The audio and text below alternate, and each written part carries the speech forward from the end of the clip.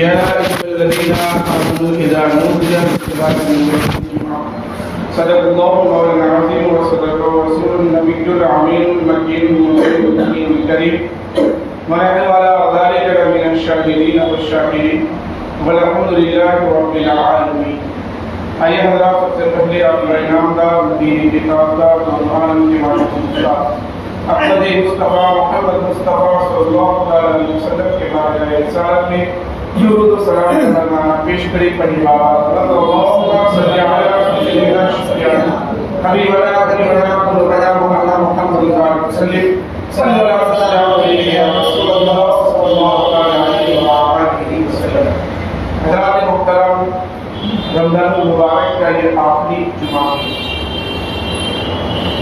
رمضان المبارک کے مکمل جمعہ ہونے کے بعد یہ آخری جمعہ اور اسے الوداع یعنی کہ رمضان ہم سے رخصت ہو رہا ہے.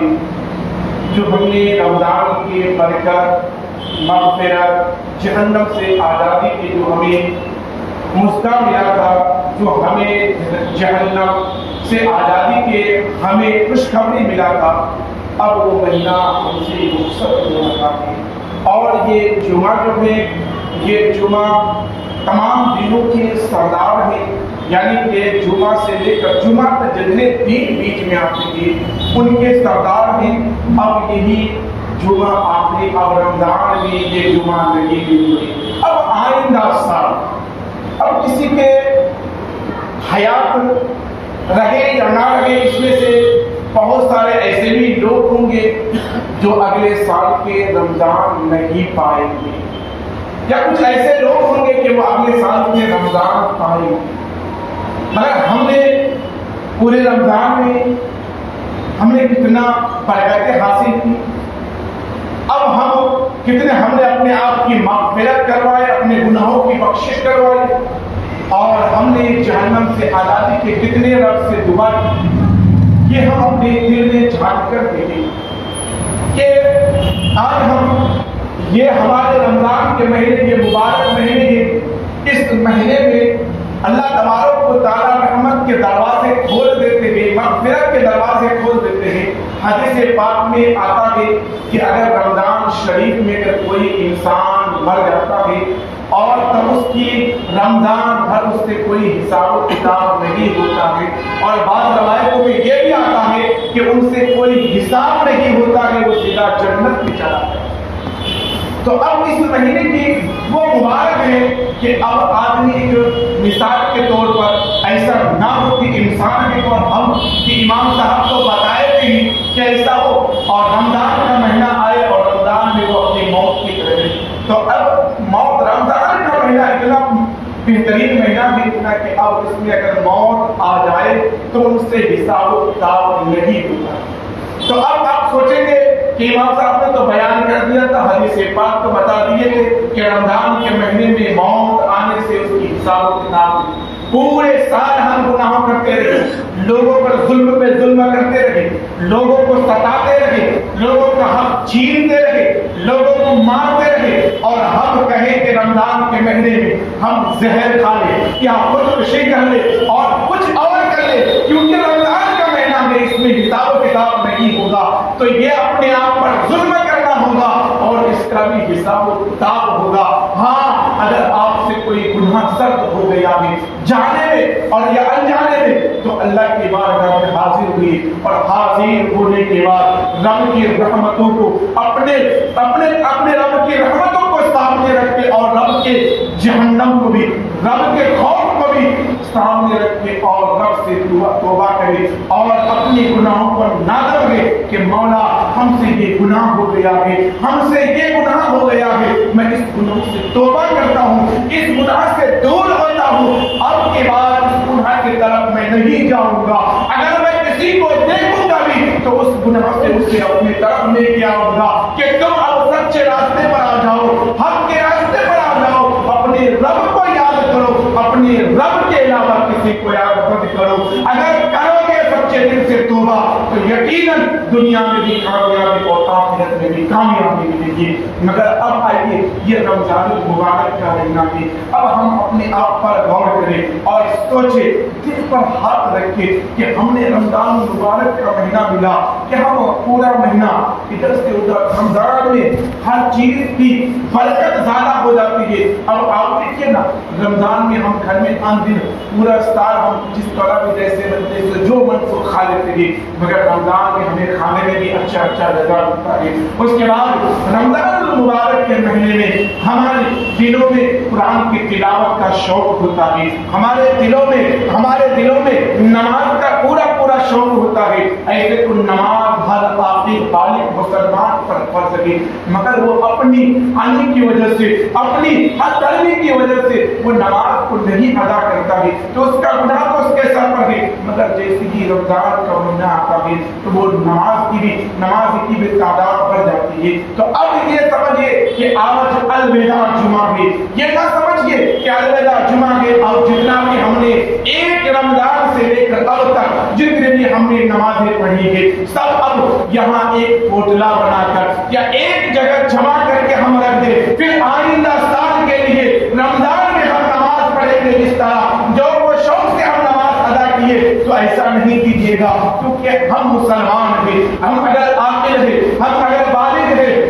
تو ہم پر نماز فرض ہے، ہمیشہ رمضان میں ہو یا اندنا ہو، ہر دن ہم پر نماز فرض ہے۔ جس طرح ہم 5 وقت ابھی نماز پڑھ رہے تھے، افطاری کرتے تھے، کھاتے تھے یا نہیں کھاتے تھے، پانی پیتے تھے یا نہیں پیتے تھے، چھوارے اپنے منہ میں ڈالتے تھے یا نہیں ڈالتے تھے، فوراً مغرب کی نماز کے لیے ہم آ جاتے تھے، سحری کھاتے تھے۔ اب ہم کھائے یا نہ کیے، پانی پیے یا نہ پیے، اور ہم اٹھ کر اپنی نیند کو چھوڑ کر وہ گہری نیند کو، اس کو نہیں نیند پیاری ہوتی ہے، اور اس وقت کی نیند جو 3 سے 4 بجے کی نیند سب سے گہری نیند ہوتی ہے، اس وقت کو ہم نے چھوڑا کس کے لیے؟ رب کی رضا کے لیے، رب ہم سے راضی ہو جائے، رب ہمارے گناہوں کو معاف کر دے، رب ہمارے خطاؤں کو معاف کر دے۔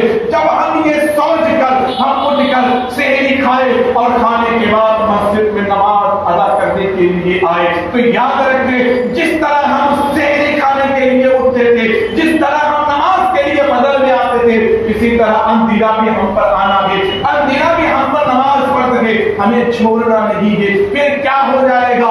اب آپ دیکھیے، مثال دیتے ہیں، دنیاوی مثال سمجھنے کے لیے، اب سمجھنے کے لیے یہ نہ کہیے گا کہ رمضان اور یہ مثال کو دماغ میں بیٹھانے کے لیے مثال دے رہے ہیں۔ ایک آپ لیجئے، ایک گلاس میں چینی گھولیے اور اس کو شربت بنائیے، ایک گلاس پانی کو اور اس میں چینی اتنا ڈالیے کہ وہ بہت زیادہ میٹھا ہو جائے، اس کے بعد اس پانی کو، اس گلاس کے پانی کو ایک بالٹی میں آپ اگر ڈالیے گا تو کیا وہ شربت پینے کے لائق ہوگا؟ وہ شربت آپ پی سکتے ہیں کیونکہ وہ شربت نہیں رہے گا، اس کا مٹھاس ختم ہو جائے گا۔ تو اسی طرح رمضان کے مہینے میں آپ نے جتنا بھی نیکیاں کمایا، جتنا بھی رحمتیں لوٹے، تو وہ سارے اگر 11 مہینہ آپ چھوڑ دیں گے، 11 مہینہ نہیں ادا کریں گے، تو رمضان میں جتنی آپ نے رحمتیں لوٹے، جتنے بھی برکتیں حاصل کی، وہ سارا آپ کے پیٹا پڑ جائیں گے، وہ سارے آپ کے برباد ہو جائیں گے۔ تو آپ کو چاہیے کہ جس طرح ہم نے رمضان میں اس کا پورا کیا، اسی طرح ہم کریں۔ یہ الوداع جمعہ سے ہم اپنی نمازوں کو سمیٹ نہ لیں، الوداع جمعہ سے اپنے عبادتوں کو نہ سمیٹ لیں۔ اب رہی بات یہ الوداع جمعہ سے رمضان کے مہینے میں لوگ زکات نکالتے ہیں، صدقات نکالتے ہیں، خیرات نکالتے ہیں، اس رمضان کے مبارک مہینے میں صدقہ فطر نکالتے ہیں۔ تو زکات کے متعلق آپ نے بھی حدیث سنی ہوگی، حضرت صالبہ رضی اللہ تعالیٰ عنہ وہ صحابی تھے جو نبی کے پیچھے 5 وقت نماز پڑھتے تھے۔ نبی سے کہا یا رسول اللہ مجھے میرے لیے دعا کر دے کہ میں امیر ہو جاؤں۔ دعا کر دیے، امیر ہو گئے، اتنے امیر ہو گئے کہ ان کے شہر میں ان کو بکری رکھنے کے لیے، جانور رکھنے کے لیے جگہ نہیں، وہ پہاڑ پہ چلے گئے، وہ پہاڑ بھی بن گئے، دوسرے پہاڑ پر چلے گئے، جہاں بھی دیکھے ان उनका ही बकरी अब अपनी नजर आ रही है। मगर जब ज़कात का हुक्म हुआ, जब ज़कात का हुक्म नाज़िल हुआ, अल्लाह के नबी ने उनके पास सहाबा को भेजा कि अल्लाह ने ज़कात का हुक्म दिया है, अब तुम ज़कात दो। कहा कि कितना ज़कात दिया जाए? कहा कि 2.5% दो। अब मान के चले 100 बकरी में 2.5 बकरी तुम ज़कात दो। हज़रत सालिमा ने कहा ठीक है, कल मैं इसके बारे में हिसाब दूंगा, कल मैं इसके बारे में बताऊंगा। जब ये बातें हुई उसके बाद कल आए, ये रात ने अपने हिसाब को जोड़ा, जोड़ने के बाद के 2.5 बकरी 100 बकरी में निकल जाएंगे, ये तो ज्यादती है, ये तो टैक्स है। इसलिए आए सहाबा कराम कल कि वो पैसे दे दो, ज़कात की रकम दे दो। कहा कि मैं नहीं दे सकता क्योंकि ये सरासर झूठ है, ये टैक्स लगाया जा रहा है, इसलिए मैं नहीं दे सकता। सहाबा आ गए नबी के बारगाह में, कहा या रसूल अल्लाह, वो ज़कात देने से इनकार कर दिया है, ज़कात नहीं देंगे। तो अल्लाह के नबी ने एक ही जुमला कहा था, और सालिबा उफ, तुम बर्बाद कर गए, तुम बर्बाद हो गए। अल्लाह के नबी ने उनकी ज़कात को नहीं लिया। उसके बाद कुछ दिन के बाद उसे एहसास हुआ, उसके बाद नबी की बारगाह में माल लेकर आए। नबी ने कहा कि तुम्हारा माल नहीं देंगे। अल मुख्तसर, नबी ने उनके माल नहीं लिए। हजरत उमर का जमाना आया, हजरत अबू बकर सिद्दीक का जमाना आया, हजरत अबू बकर सिद्दीक हजरत उमर का जमाने में आए तो वो भी नहीं लिए। कहा कि जिसके माल को नबी लेने से इनकार कर दे वो माल हम नहीं ले सकते हैं। वो सालिबा अपने सर पे मिट्टी को डालते हैं और कहते हैं कि ऐ सालिबा, नबी ने जो तुम्हारे लिए फरमाया था कि गरीबी तुम्हारे लिए बेहतर है, तो ये गरीबी ही मेरे लिए बेहतर है, ये माल और दौलत मेरे लिए कुछ नहीं है। सारे के सारे माल और दौलत को लुटा रहे हैं मगर दीन के लिए नहीं काम आ रहे हैं, और जिसके माल दीन के लिए काम ना आए तो वो बर्बाद हो जाते हैं। आइए एक वाक़या इसीलिए मुख्तसर में, 3 शख्स रहा करता था, एक शख्स कोढ़ी था और एक शख्स गंजा था और एक शख्स अंधा था। अल्लाह तबारक व तआला ने उन तीनों शख्स के इम्तिहान लेने के लिए एक फरिश्ते को भेजा कि ये तीनों में से कौन मेरा फरमाबरदार है, कौन मेरा फरमाबरदार है। उन तीनों के पास फरिश्ते को भेजा। सबसे पहले फरिश्ते को कोढ़ी के पास भेजा। कोढ़ी के पास भेजने के बाद कोढ़ी से कहा कि सुनो, तुम्हें अच्छा होना है? कहा हाँ मैं अच्छा हो जाऊंगा, तो लोग मुझसे करीब होंगे, मोहब्बत करेंगे, क्योंकि लोग मुझसे दूर भागते हैं, लोग मुझसे दूर होते हैं और मुझसे घीन करते हैं, लोग अपने पास मुझे नहीं बैठाते हैं। कहा अगर अच्छा हो जाए तो बहुत बहुत शुक्र होगा, अल्लाह का बहुत मेहरबानी होगी। कहा कि अच्छा ठीक है। वो फरिश्ते रब के हुक्म से आए थे और फरिश्ते रब के हुक्म से जो आए तो आने के बाद उस कोढ़ी पर अपना हाथ फेरा तो उनका जिस्म तंदुरुस्त हो गया, अच्छा हो गया, खूबसूरत हो गया। उसने कहा कि तुम्हें क्या पसंद है? कहा कि मुझे ऊंट पसंद है। कहा तुम्हें ऊंट पसंद है? कहा हाँ मुझे ऊंट पसंद है कि एक ऊंट मिल जाए, एक उटनी गाय मिल जाए, मैं उसको ले लूं और उसकी परवरिश करूं और उससे मैं अपना घर बार चलाऊं। रब के हुक्म से फरिश्ते ने दुआ किया और अल्लाह तबारक व तआला ने उसे एक उटनी दे दी। देने के बाद वो उसके लिए दुआ कर दे, ऐ मौला इसकी उटनी में बरकत दे। उसके बाद वो फरिश्ता गंजा के पास पहुंचा। जब गंजा के पास फरिश्ता ने कह गया, जाने के बाद कहा कि तुम्हें अच्छा होना है, तुम्हें गंजापन से दूर होना है। कहा कि अगर गंजापन से दूर हो जाऊं तो बहुत अच्छी बात है। लोग मेरी गंजापन की वजह से, मेरे बाल ना होने की वजह से मुझसे घीन करते हैं, मुझे छेड़ते हैं, मुझे बहुत सारी बातें कहते हैं। अगर बाल आ जाए कि अल्लाह की बहुत बड़ी नियामत होगी, मैं अल्लाह का नाम शुक्र अदा करूंगा। तो वो फरिश्ते उनके सर पर हाथ फेरे, उसी तरह उनके सर में भी बाल आ गए। कहा कि तुम्हें क्या पसंद है? कहा कि मुझे एक गाय मिल जाते, मैं उस गाय को ले लेता और उससे अपना घर बार चलाता। अल्लाह के हुक्म से उसे एक गाय दे दिया। देने के बाद दुआ कर दी, ऐ मौला इसकी गाय में बरकत दे दे। उसके बाद वो अंधे के पास गया।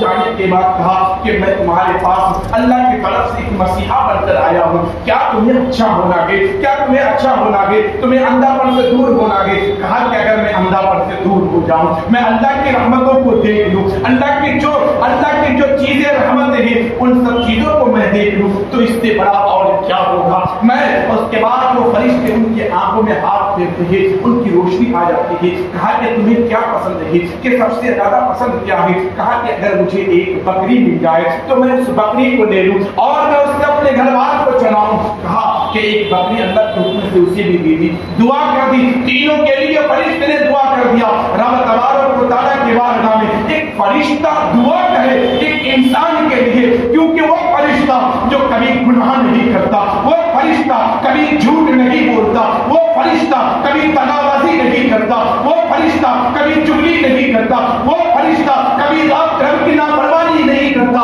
رب جس کام کے لیے اسے لگا دے تو اسی کام میں لگا رہتا ہے۔ کوئی فرشتہ رکوع میں ہے، کوئی فرشتہ قیام میں ہے، کوئی فرشتہ سجود میں ہے، کوئی فرشتہ انسان کے نامہ اعمال لکھنے میں ہے، کوئی فرشتہ انسان کا اچھا برا رب تک پہنچانے میں ہے۔ جس کام کے لیے رب نے لگا دیا وہ کام اسے پورا کرنے میں ہے، مگر اس کے اندر جھوٹ کوتاہی کائنی نہیں ہے۔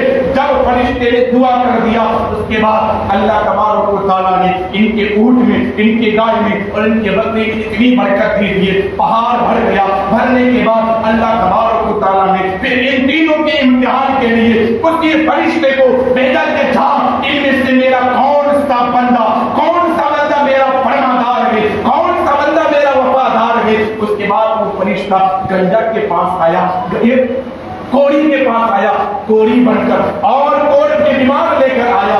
آنے کے بعد کہا کہ میں مسافر ہوں، میں دور سے آیا ہوں، میں تھکا آرندہ ہوں اور میرے پاس گھر جانے کے لیے رقم نہیں ہے، آپ مجھے ایک اونٹ دے دے یا مجھے اس کے برابر رقم دے دے، میں آسانی سے اپنے گھر پہنچ جاؤں گا۔ میں مسافر ہوں، میں اپنے مسافر کو دور کر دوں گا، میں ایک دوسری جگہ سے آیا ہوں، میں اپنا گھر چلے جاؤں گا، مجھے ایک اونٹ دے دے۔ اس کوری نے کہا کہ تم کون ہو، میں تمہارے پاس نہیں رہوں گا، تم مجھ سے دور ہو اور تم مجھ سے اونٹ مانگ رہے ہو، میں تمہیں اونٹ نہیں دے سکتا، میں نے بہت محنت سے اونٹ کو کمایا ہے، بہت محنت سے اتنا پیسہ بنایا ہے، میں تمہیں اونٹ نہیں دے سکتا۔ تو اس کوری نے کہا، وہ فرشتہ جو کوری کے شکل میں آیا تھا وہ کہا کہ تم کوری نہیں تھے، کیا تم بیمار نہیں تھے، کیا تم سے لوگ ٹھیک نہیں کرتے تھے، کیا تمہیں لوگ اپنے پاس نہیں بیٹھاتے؟ تو وہ کہا کہ پیسے کے نشے میں آدمی دولت کے نشے میں اپنی غریبی کو، اپنی پریشانی کو، جو مصیبت کو، کیونکہ لوگ اگر پیسے چند آ جائے تو ماں کی محبت کو بھول جاتے ہیں، باپ کی محبت کو بھول جاتے ہیں، پڑوسی کی محبت کو بھول جاتے ہیں، اگر چند پیسے آ جائے تو اس پیسے میں سب کو بھول جاتے ہیں اور اپنی آکام اونچائی کو دیکھتے ہیں۔ تو اس کوری نے کہا کہ میں کب کور تھا، میرے باپ دادا امیر بن کر آیا ہے اور امیری ہی میں یہ مجھے وراثت میں ملا ہے، میں تمہیں اونٹ نہیں دے سکتا۔ تو اس کوری فرشتے نے کہا کہ اگر تم جھوٹ بول رہے ہو تو اللہ جس طرح پہلے تم سے اسی طرح اللہ تمہیں کر دے۔ اس کے بعد وہ بددعا دے کر گنجے کے پاس گیا، گنجے سے کہا کہ مجھے دے دو ایک گائے، میں مسافر ہوں۔ اس نے بھی وہی دینے سے انکار کر دیا۔ اس کے بعد اندھے کے پاس گیا، اندھے کی شکل بن کر اندھے سے کہا کہ میں اندھا ہوں، میں مسافر ہوں، میں بہت دور سے آیا ہوں، میں اپنے وطن جانا چاہتا ہوں، میرے پاس زیادہ راہ نہیں ہے، میرے پاس راستے کا خرچ نہیں ہے، اگر آپ سے ہو سکے تو مجھے ایک بکری دے دے، مجھے ایک بکری دے دے۔ کہا کہ بکری دینا چاہتے ہو، تم اندھے ہو، تم راستہ نہیں دیکھ سکتے ہو، تم اپنے سفر کو جانا چاہتے ہو۔ ایک دن ایسا تھا میں بھی اندھا تھا، میں اپنا سفر کو نہیں دیکھ سکتا تھا، رب کی رحمتوں کو نہیں دیکھ سکتا تھا، رب نے دنیا میں کیا کیا بنایا میں اس کو نہیں دیکھ سکتا تھا، مگر اللہ کی حکمتیں، اللہ کی برکتیں مجھ پر نازل ہوئی کہ رب نے مجھے بینائی دی۔ اور تم ایک اندھا ہو، ایک مسافر ہو اور اللہ کا واسطہ دے کر مجھ سے سوال کرتے ہو کہ ایک بکری دے دو۔ کہا کہ جاؤ، وہاں پہاڑی پر میری بکری چل رہی ہے، جاؤ جو بکری تمہیں پسند آئے تم لے لینا اور رب کی بارگاہ میں رب کے واسطہ سے لے لگے وہ لے لینا اور اپنا سفر کو پورا کرنا۔